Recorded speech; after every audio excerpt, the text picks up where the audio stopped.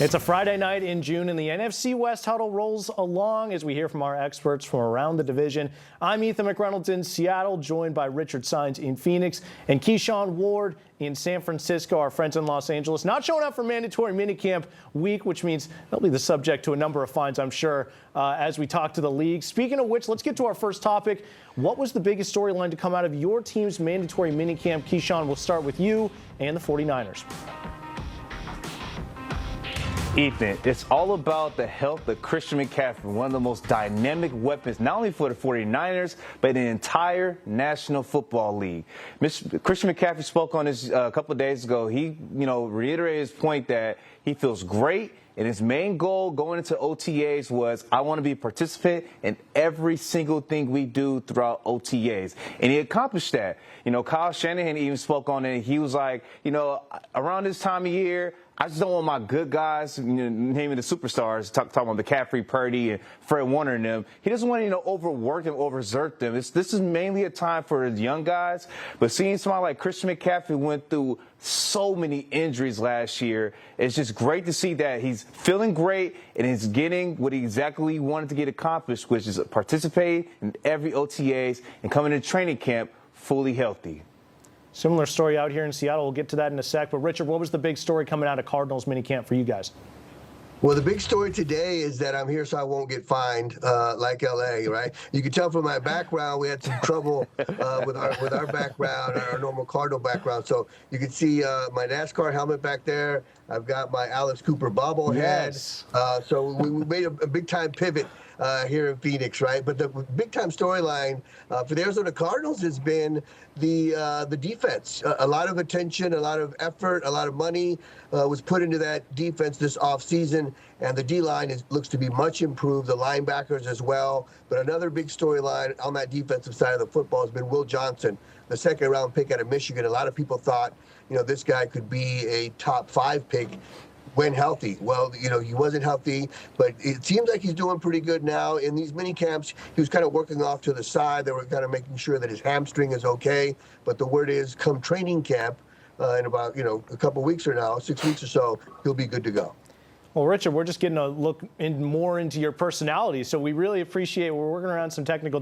I didn't know you were a NASCAR fan, so that's something that I didn't know about Richard Sines that I learned just because of all this. So we do appreciate that. I'm never right because I always turn left. Left. I'm never right. Yeah, lefts and more lefts. As for the Seahawks, their minicamp, I think the biggest storyline was that they moved minicamp up a full week and then cut the 3-day camp down to 2. Their minicamp wasn't supposed to be until next week, and you can tell the players were excited when they found out about the extra week of summer break they'd be getting before training camp next month. But then, listen, Mike McDonald is a no-nonsense coach. He demands a lot out of his players, and when a practice is scheduled from noon to 2:35, they're not finishing at 2:34. He's making the most out of the entire time. So to turn around and cut a mandatory 3-day minicamp into 2 days, I think that speaks volumes. I think McDonald really appreciated the overwhelming attendance by his entire roster throughout all of the voluntary minicamps, similar to what Keyshawn said with the Niners. He talked about the commitment of all of his players. They've bought in, they're leading by example, and embrace the teaching the younger guys. And remember, this is also in an offseason where they're learning a brand new offense under Clint Kubiak, and he still feels comfortable enough to give them some extra time off. So that's very telling for me with the Seattle Seahawks. All right, up next, topic number 2.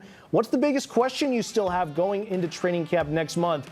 Richard, we'll go over to you, your NASCAR background, take a few lefts. We'll come to you first. What's the most pressing issue you've got with the Cardinals? I think I also have the Rock'em Sock'em robots back there. I mean, it's old school stuff.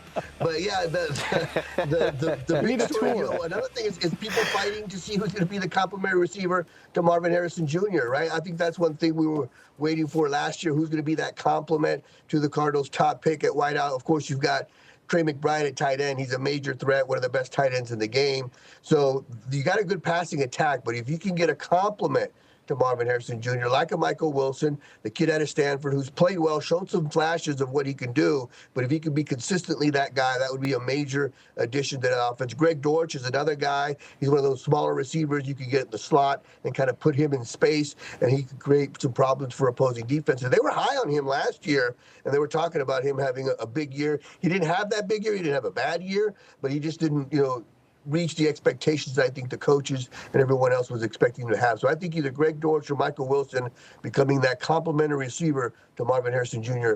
is something a lot of people here are waiting for. One of these weeks, I just want a full tour of Richard Saenz' office. I think that would go crazy on social media. I'll go next on this one. The biggest question for me is what this Seahawks the offense in general, what it looks like. We've heard how much more the running game is an emphasis under Clint Kubiak, but you're also talking about a Seahawks team that really hasn't been known for its running game since Marshawn Lynch was here. Before that, Sean Alexander winning MVP. The offensive line has been a major Achilles heel. So what can their new O-line coach get out of them? And will that take some of the pressure off of Sam Darnold? You really need it to be with how poorly Darnold performs when he is under pressure.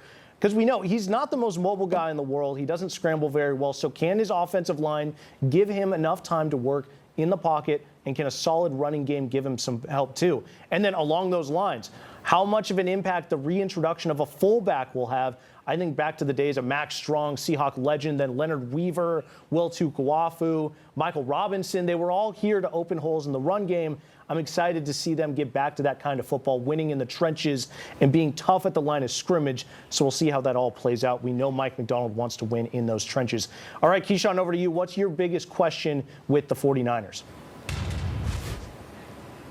Well, this won't headline Sports Center, but the most important position, arguably, that's not quarterback, who is going to be the 49ers kicker? There's been too many situations where the former third-round pick for the 49ers, Jake Moody's had a roller coaster situation in almost every game he plays in. I mean, it got to a point against Tampa Bay last year, Deebo Samuel, the former Niner, was grabbing him by his face mask like, lock in, man, come on. And that whole commotion happened on the sideline. But it's been a really big deal for the 49ers because there's been too many situations where the Niners in a game with a team, but then they miss a field goal, they make one, and then they miss the game-winning field goal against Cleveland Browns. So it's just, you got to figure out who's going to be kicker. And, you know, throughout OTA so far, the competition between Jake Moody and new veteran kicker Greg Joseph, here's how it's been going. On Tuesday, Moody went 6 for 7, but the following day, on Wednesday, Joseph went 7 for 7. So it's going to be interesting to see who will be the starting kicker for the 49ers this upcoming season. Some kicker controversy, I have to say, not something that I saw coming out of the 49er camp, the days of Robbie Gould. I mean, he was just absolutely nails. And then you spend a draft pick on a kicker.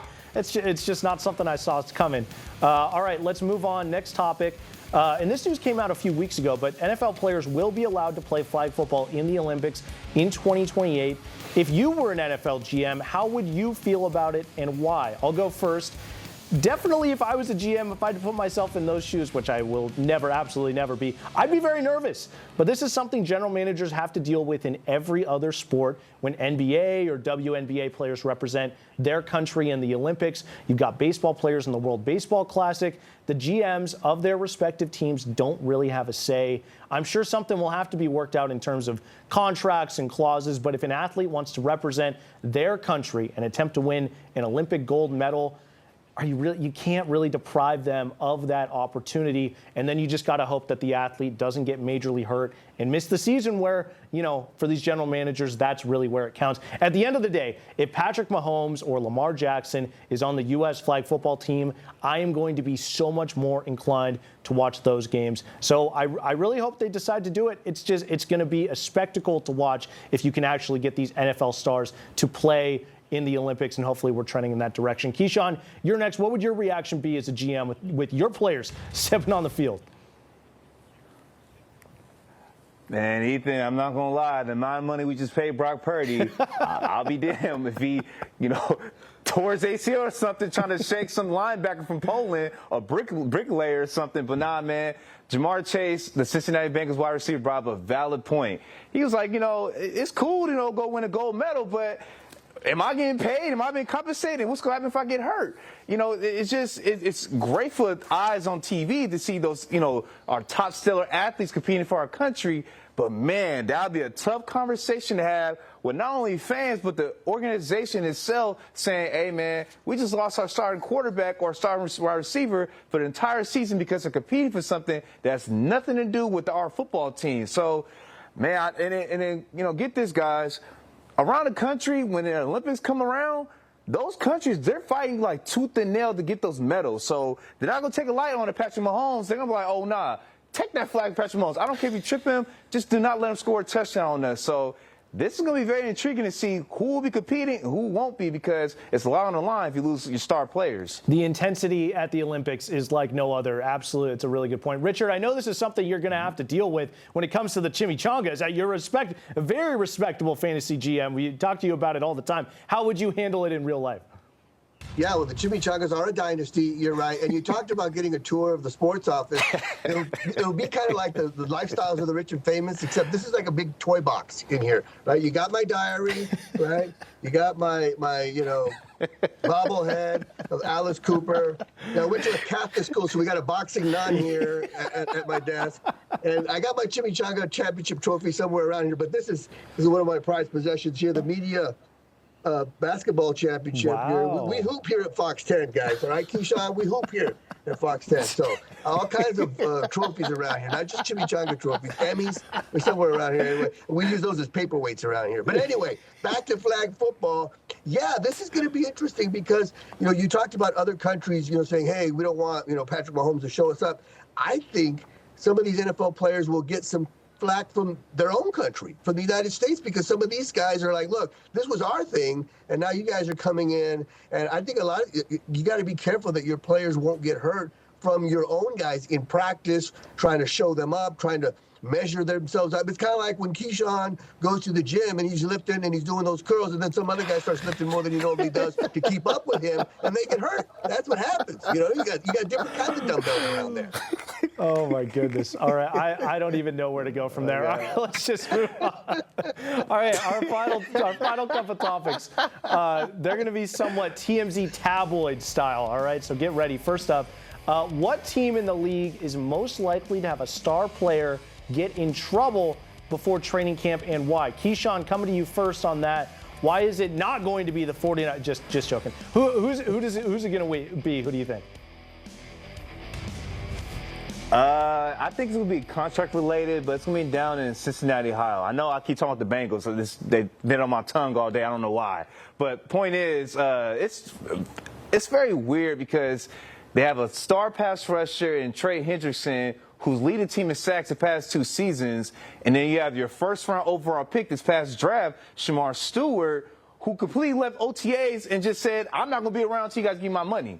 So I think what's going to happen is Trey or Shamar are going to get fined significantly, lose a lot of money, and then possibly suspended for a couple of games for not showing up to training camp or participating in any of the games. Because, man, this is a very ugly situation down for Cincinnati right now with the Bengals. They got a lot on the line, having Joe Burrow, Jamar Chase. This ain't about the AFC North, I know, but, man, it's going to be a tough watch to watch the Bengals. They have no pass rushers for that team. Well, I know a lot of people out here in Seattle are hoping that Trey forces his way out. Maybe John Schneider swindles a move, gets him over here in Seattle. We could use some pass rushers. Wouldn't be mad. Richard, you're up next. Who's most likely to get in trouble over the offseason? What's already happened, kind of. Have you not seen Stephon Diggs on the boat? Yeah. I don't know what he was doing with them girls. They were nothing but trouble. He's dating Cardi B. I mean, I don't know. Yeah, so I say the Patriots or, even Miami with Tyreek Hill. You saw what happened with him last year. And then, of course, even in the draft video, the schedule release video, they made fun of him for that. Then they had to take down the video of him getting pulled over in the water with the Dolphins and stuff like that. So I think whichever team has Tyreek Hill, Stephon Diggs is going to have some issues, that's for sure. And even Diggs has already been trying to dodge those questions. So he's already he's in midseason form when it comes to getting in trouble. All right, as for me, Aaron Levine, our sports director, actually brought my attention to this. In March, it was reported that the Chiefs have the most arrests since 2015 with 16 of them. I don't know who's keeping track of that. Are his dad. I don't know who's keeping track of that. What was that? I said, half of those arrests are Patrick Mahomes' dad, right? Yeah, it must be. Yeah, so somebody's keeping track of that, and they came out with a report. So I'm just going to go with them, or it could be the Raiders. Just because it's not only the Raiders, but it just seems to me that Vegas is the place where you're most vulnerable to get in some trouble. That doesn't mean players from other teams can't get into trouble in Vegas. Chances are they'll be headed there too at some point. But I'll still say Kansas City or Vegas, basically the city where there's nothing to do and the city where there's, everything under the sun. And finally, let's move on. The topic everyone has been discussing since people noticed Aaron Rodgers wearing a wedding ring at Steelers camp this week. He said he's been married for a few months, which was a surprise to a lot of people. There's been no publicity about that, which is not really Aaron Rodgers' thing. So who do you think Aaron Rodgers got married to? Richard, we'll start with you. Yeah, first of all, I find it very interesting that poor Aaron Rodgers, he can't have a personal life, right? And I'm sure, Ethan, you could relate, right? Every time you go out, people are hounding you. Keyshawn, you Everyone's as well. asking. And when I go on vacation, people are asking me like, "Who are you with? Lucy Liu, Sharon Stone, J Lo?" I'm like, "No, I just wait to spend time with my family." So, but yeah, I think Aaron Rodgers he's wearing that ring because he's married to the Steelers. Because this is it. He's got to make it happen. He's got to make it work. He's married to Mike Tomlin and the Pittsburgh Steelers, and he owes them a ring when you think about it, because he was MVP of Super Bowl, 45, when he beat the Steelers and was fantastic and cost the Steelers a ring, so he owes them a ring. So that's what I think he's married to, is the Pittsburgh Steelers, because he's got to make this work to go out in style. Might I say this is the only ring the Pittsburgh Steelers are going to be getting all year. I don't think that's a very hot take. I'll go next. Those are fighting words. Those are fighting words. Oh, God. Man, that was not on my bingo card for this episode. I'll tell you that right now. Knowing Aaron Rodgers, I think he just woke up one day, looked in the mirror, and decided, hey, it's never going to get better than the person I get to look at in this mirror every day. Let's do it. Let's get married. So I think Aaron Rodgers bought himself a ring, maybe even got a friend to be a witness, and then declared himself in civil union with himself. I mean, could you really put it? I don't think you can put anything past Aaron Rodgers. And if it was a real person, it would have to be a brunette, right? Look at his past girlfriends: Olivia Munn, Danica Patrick, Cheyenne Woodley. They all have brown hair, so he clearly has a type. But again, for me, odds are on either himself or an inanimate object. Keyshawn, I'll go to you. Who do you think Aaron Rodgers married? Guys, this is like the first question you guys ever asked me on this show where I'm like, I don't know how to answer this, because I don't really follow Aaron Rodgers, who he dates, but I do a little research, and I was like, maybe it's Danica Patrick. Then I found out they broke up years ago. Then I think you just brought up the girl's name. I think her name is Chanel. I don't want to mess her name up. I also saw that on Pat McAfee's show a couple of times, he said it's a woman who has an I in her name, and people on the comments kept saying her name's Brittany. I don't know who Brittany is, so I'm just going to say the woman named Brittany with an I in her name, and that's who Aaron Rodgers is married to. I don't know, guys. Aaron Rodgers loves being in the headlines, and but wants to be private all of a sudden with his marriage. I don't know. Look, the Steelers bringing Aaron Rodgers back. He says that he didn't do it for his ego, or he needs it for his soul. What do you guys, Keyshawn, I'll go to you first. What do you make of Aaron Rodgers taking so long to make this decision? Did he just want all of the headlines on himself all offseason, or do you really think he was trying to make a legitimate decision about his career? Ethan, I think it's kind of both. To be honest, I think Aaron Rodgers saw the writing on the wall. When he couldn't sign with the Minnesota Vikings and there was no other winning organization that was available, Aaron probably said in his head, man, well, I guess I ain't going to get a second Super Bowl in my career. Because let's be honest, the Steelers, they're a mediocre team. They've been like this for the past 5 or 6 years under Mike Tomlin. Great winning record every year, but it doesn't really mean much because when they get to the postseason, they lose. They haven't won a playoff game since 2016. So I think Aaron keeps in mind of that. And also, he only has one significant weapon on the perimeter with DK Metcalf. And so it's kind of like, I don't have much to work with. And you're already in a tough division dealing with the Baltimore Ravens and Cincinnati Bengals. So I think Aaron's kind of looking at, his cards like, well, it's either play for the Steelers or just retire. So he's kind of like, I'll go on a limb. I'll try to get these 9 or 10 wins, lose in the wild card round, and don't really mean much anyway. So, and then also I think, Aaron's very mindful. He knows how to play the media. He knows that during the draft, he was like, I might want to go. I might want to sign. I don't know. So he's playing with the Steelers' heads, and he got what he wanted. I mean, he missed voluntary OTAs, and now he's going to just go into training camp and have a clean slate and try to do what he can for the Steelers this upcoming season. Richard, what do you make of it? Why do you think Aaron took so long? And then also Mike Tomlin vouching for him as quarterback. He really hasn't done anything to warrant the confidence of a head coach, let alone a quality one in Mike Tomlin. Yeah, it is a strange combination, right? A strange connection, because Mike Tomlin's normally a no-nonsense type of guy, right? A guy that doesn't really mess around, is very direct. But I think, Ethan, you nailed it. I think Aaron Rodgers married himself. I think you're right. When he talked about this being not for his ego, but for his soul, because, he probably is his own soulmate. That's what it is. You know what I mean? So, yeah, Aaron Rodgers reminds me of my brother. When people say, hey, I met your brother, I'm like, yeah, he's a great guy. Just ask him. He'll tell you. You know what I mean? So I think you nailed it there with Aaron Rodgers being in love with himself. But I also think, though, I'm going to have to kind of disagree with you guys a little bit, where I think this could be a successful situation for both Aaron Rodgers and the Pittsburgh Steelers, because it's definitely an upgrade from the quarterback situation the Steelers had last year, Russell Wilson. And so I think last year Aaron Rodgers obviously didn't have the type of season we're used to seeing from him, but he just came back from a major injury where I think he was just trying to get through a season without getting hurt. I think now he feels better. He's moving around a lot better. He's got a better defense. He's got an O-line, so he's definitely on a better team, a franchise that's been stable. Like Keyshawn said, a franchise that's had a winning season, since Mike Tomlin's been there. So maybe if they can catch lightning in a bottle, where Aaron Rodgers doesn't have to be the Aaron Rodgers of old, right? The two-time Super Bowl MVP, or the two-time MVP of the league and Super Bowl MVP years ago, which, he was the MVP less than 5 years ago. I just think last year was one of those years where, look, let me just get through without messing up my knee again. And now he's ready to kind of unleash it a little bit. And if they can get TJ Watt back, and they can get that defense the way they were playing last year, and a quarterback that can make certain throws in certain situations, the Steelers could be a team that could surprise some people. Well, there's going to be a lot of eyes on him, no doubt about it. All right, that's going to do it for us here on the NFC West Huddle. We'll see you all next week.